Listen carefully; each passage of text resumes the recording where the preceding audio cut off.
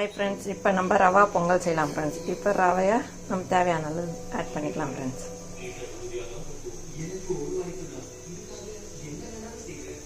இப்போ இதை லேசாக வறுத்துக்கலாம் friends. இப்போ இதை லேசாக வறுத்து நம்ம ஒரு தட்டை எடுத்துக்கலாம் friends.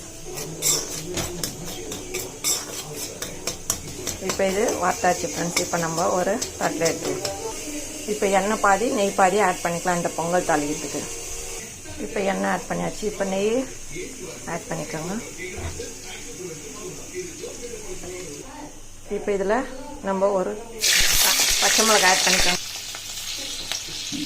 இப்போ இதில் ஒரு பச்சை மிளகாய் ஆட் பண்ணிட்டு நம்ம இந்த சீரகம் மிளகை சும்மா லைட்டாக நசிக்கோங்க. இப்போ நம்ம முந்திரி இதில் ஆட் பண்ணிக்கலாம். பெருங்காயம் ஆட் பண்ணிக்கோங்க. இதில் கருவேப்பிலை ஆட் பண்ணிக்கோங்க. இப்போ இதை ஒரு கிண்ணத்தில் எடுத்துக்கலாம். அப்புறம் ரவை வேக வச்சுக்கலாம். இப்போ நம்ம இந்த ரவைக்கு தேவையான அளவு தண்ணி ஆட் பண்ணி கொதிக்க வச்சிடலாம். நல்லா இந்த ரவை பொங்கலுக்கு தேவையான அளவு உப்பு ஆட் பண்ணிக்கோங்க. இப்போ இந்த தண்ணி நல்லா கொதிக்கட்டும்.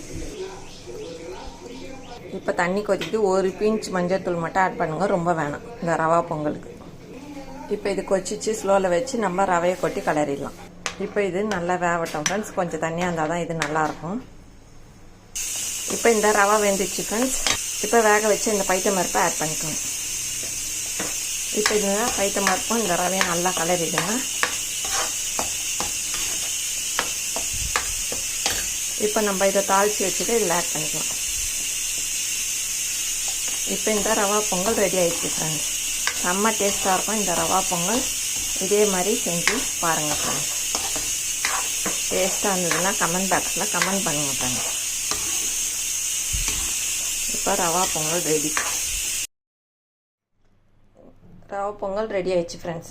இந்த ரவா பொங்கலுக்கு இந்த கத்திரிக்காய் கோஸ்து செஞ்சுக்கிறேன் ஃப்ரெண்ட்ஸ். இந்த கத்திரிக்காய் கோஸ்து பொங்கல் கோஸ்து கூட போட்டுக்கிறேன் வீடியோ, அதில் போய் பாருங்கள் ஃப்ரெண்ட்ஸ். இந்த வீடியோ பிடிச்சிருந்தால் லைக் பண்ணுங்கள், ஷேர் பண்ணுங்கள், சப்ஸ்கிரைப் பண்ணுங்கள் ஃப்ரெண்ட்ஸ். டாடா பாய். மீண்டும் அடுத்த வீடியோவில் சந்திப்போம்.